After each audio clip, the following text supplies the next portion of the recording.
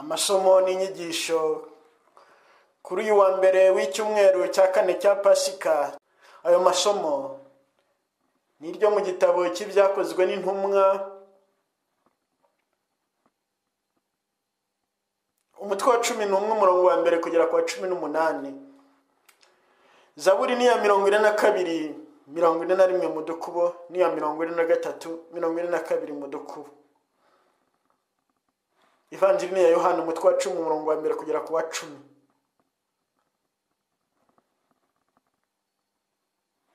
Isomo ryo mu gitabo cy'ibyakozwe n'intumwa. Intumwa n'abavandimwe bari muri Yudeya bari banumvise ko n'abanyamahanga bakiriye ijambo ry'Imana. Petero rero ngo agaruke i Yerusalemu, abagemwe batangira kumugisha impaka bagira batubonye ngo uragenderera abatagemwe kandi ugasangira nabo. Nuko Petero abatekerereza uko byose byagenze,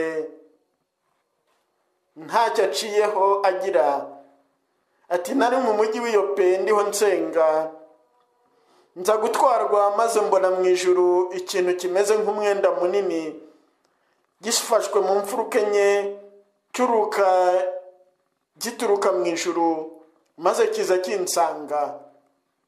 Uko nakagihanze amaso nitegereje, mbona inyamaswa z'amaguru ane zo ku isi, ibikoko by'inkazi, ari ibikururuka ku butaka, ari n'ibiguruka mu kirere. Nuko numva ijwi rimbwira riti, Petero haguruka wice maze urye. Niko gusubiza nti, oya Nyagasani, nabera sinigeze nasamira icyanduye cyangwa igihumanye. Ijwi rituruka mu ijuru ryongera kumbwira riti, icyo Imana yahumanuye ntukacyite icyanduye. Ibyo binshuro 3, hanyuma byose bisubizwa mu ijuru. Ako kanya abantu 3 bari baturutse i Kaysareya bantumweho, baba bahagaze ku rugo nari ncumbitsemo. Roho Mutagatifu ambwira kujyana nabo nta gushidikanya. Abavandimwe 6 muruzi niho bamperekeje. Nuko twinjira mu nzu y'uwo muntu.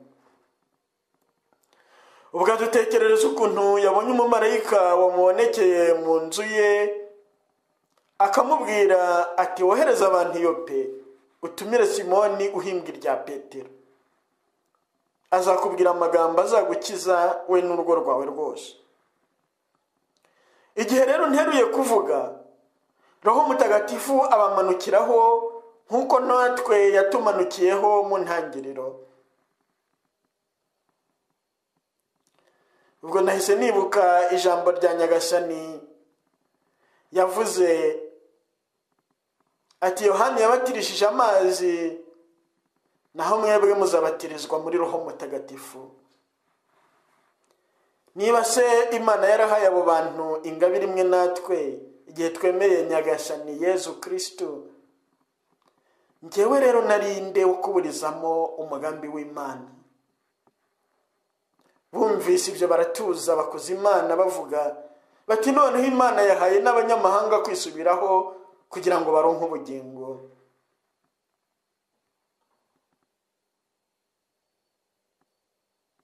Iryo ni ijambo ry'Imana.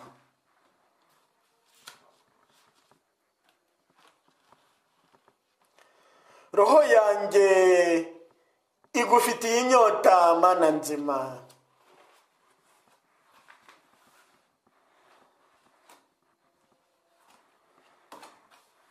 Uko impara yahagira ishaka amazi afutse, niko umutima wanjye ugufitiye inyota, Mana yanjye. Umutima wanjye ufite inyota y'Imana, Imana nyir'ubuzima. Mbese nzajya ryari kureba uruhanga rw'Imana? Roho yanjye igufitiye inyota, Mana nzima.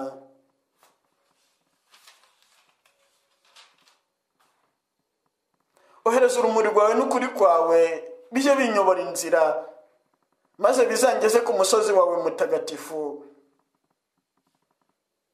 aho ingoro yawe yubatse. roho yanjye igufitiye inyota mana nzima. Ubwo nzegera urutambiro rw'Imana, nsange Imana nkesha umunezero wose, maze uhoraho mana yanjye ngusingize ngucurangire inanga. Roho yanjye igufitiye inyota mana nzima. Nyagasani Yezu nabane namwe. Amagambo yo mu Ivanjiri ntagatifu uko yanditswe na Yohani. Muri icyo gihe Yezu yigishaga agira ati, ndababwira ukuri koko, umuntu utinjirira mu irembo ry'urugo rw'intama, ahubwo akuririra ahandi, aba ari umujura n'igisambo. Unyura mu irembo we aba ari umushumba w'intama. Uwugarira irembo aramwugururira, n'intama zikumva ijwi rye, maze agahamagara intama ze mu mazina yazo, nuko akazahura.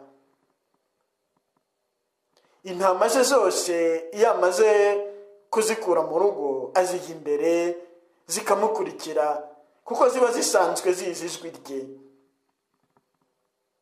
Ntizikurikira uw'ahandi, ahubwo ziramuhunga, kuko ziba zitazi ijwi ry'abahandi. Yezu yabahaye icyo kigereranyo, ariko bo ntibamenya icyo yashakaga kubabwira.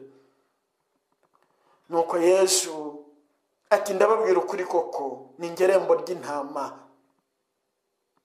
Abandi bose baje mbere yanjye ni abajura n'ibisambo, n'intama zanze kubumva. Ni njye rembo, uzanyuraho yinjira azakizwa, azishyira yizane kandi abone urwuri. Umujura agenzwa no kwiba, no kwica, no kurimbura. Njye rero nazanywe no kugira ngo intama zigire ubugingo kandi zibugire busagambye.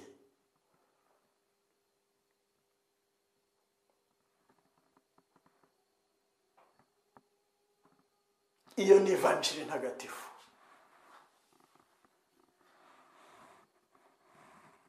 Yezu Kristo akuzwe. Kristo Yezu wapfuye akazuka muri iki gihe cya Pasika rero adusesekayeho mu ijambo rye, kugira ngo akomeze ahumurize imitima yacu, akomeze imbaraga zacu mu kwemera,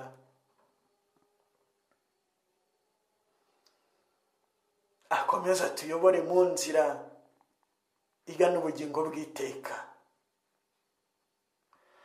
akomeze adutegurire kwakira Roho Mutagatifu ku buryo bwihariye muri iyi Pentekositi dutegura, kugira ngo izatugire abahamya nyabo ba Yezu Kristo wapfuye akazuka.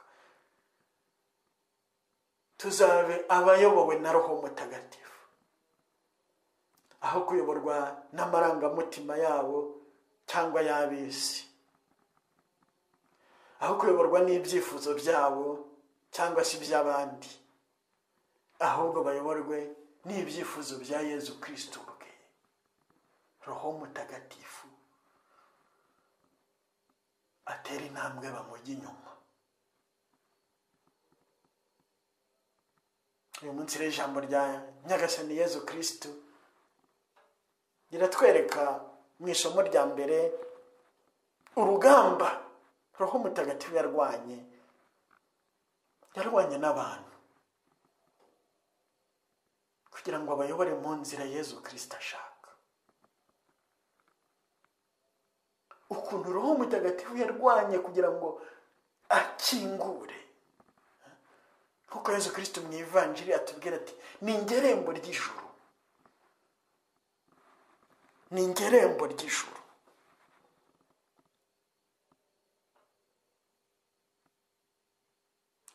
Ni njye rembo ry'intama, ni njye rembo, uzanyuraho yinjira azakizwa, azishyira yizane kandi abone urwuri. Yezu Kristo ntabwo ashorera imbohe,